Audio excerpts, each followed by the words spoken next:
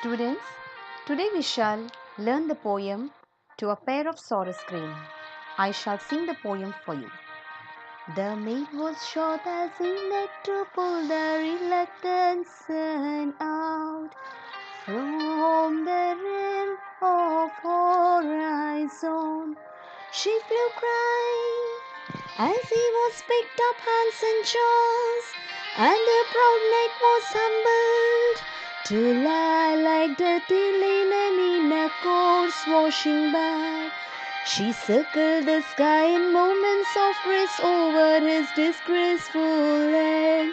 The killers went away, and she returned to the dead scene with grief that inscribed its intensity in dots and pits like the Morse code of both sorrow transmitted to the air. With her beak she kissed a few feathers, picked the ones that wind had not taken away, and set to hatch the blood-stained feathers into a toddling chick. A wave of the seas she had never seen came to her from far away and carried her to him. She went away beyond Yom's words, beyond the legends and fables of human love.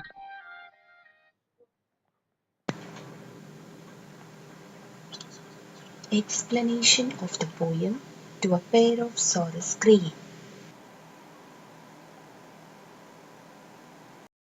To a Pair of Sarus Green.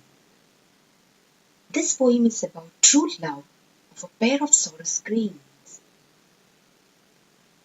This poem is written by Manmohan Singh. Singh is a Punjabi poet known for his love for birds.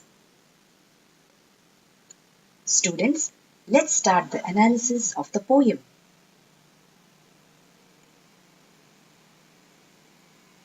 This is a heart-touching poem written by Manmohan Singh, a Punjabi poet.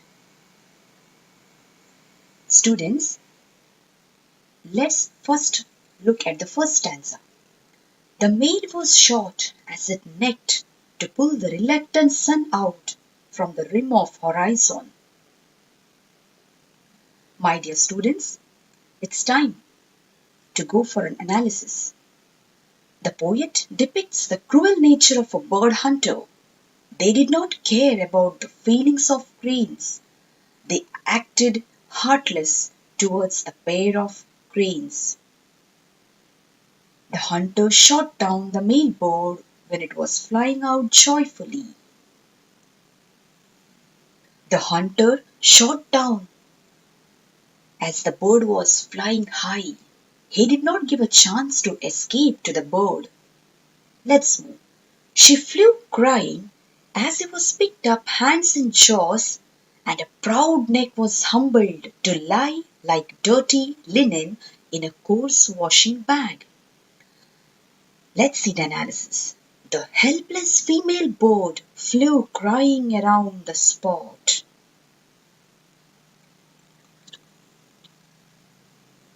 They put him in a coarse bag, like a dirty linen, without caring. His proud neck was humbled by a cowardly act, which the hunter had done. Let's move to next stanza. She circled the sky in movements of grace, his graceful end. The killers went away and she returned to the death scene. We can see here the poet has expressed his pain at that scene. The female bird circled around the death scene in graceful movements. as she had no chance to do anything, only just to circle around, and it was a disgraceful end for a graceful bird. She, she returned to the scene after the cruel hunter went away with his carcass.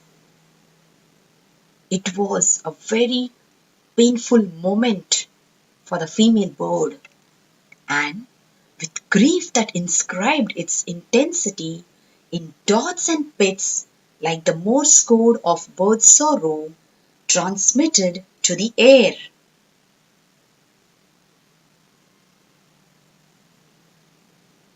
Let's analyze. The bird felt heartbroken.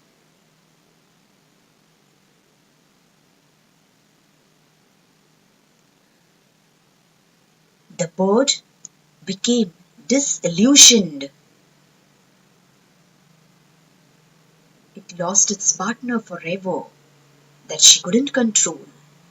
Its grief transmitted into the air like Morse code. It was helpless and being alone. She couldn't express her feelings properly. Let's move to next. With her beak she kissed a few feathers, the ones that wind had not taken away, and sat to hatch the blood-stained feathers into a toddling chick.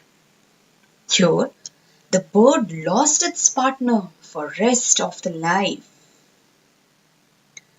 And finally, it kissed the feathers which were not carried away by the wind.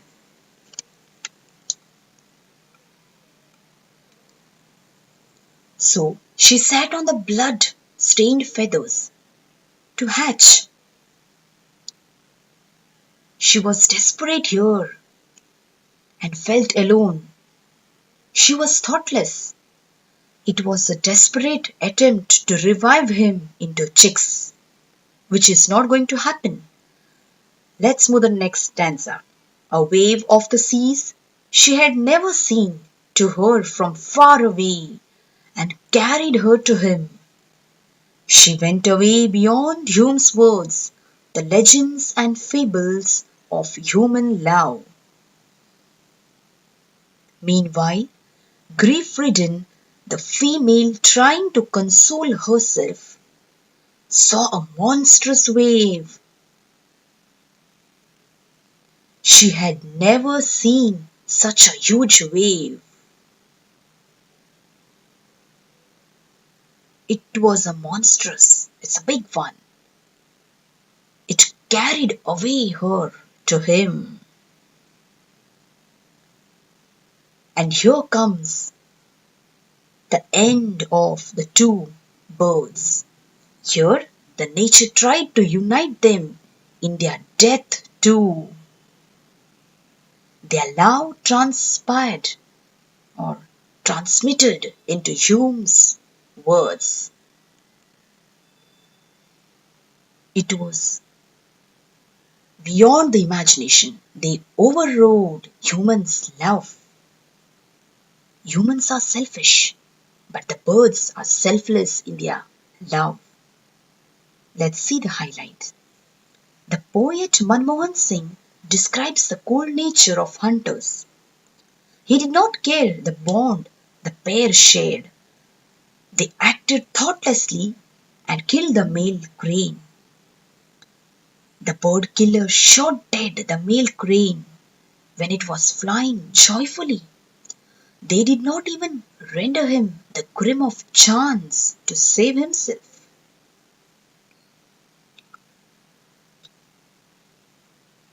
Yes, it was a cowardly act, and the helpless female bird flew circling around the death scene.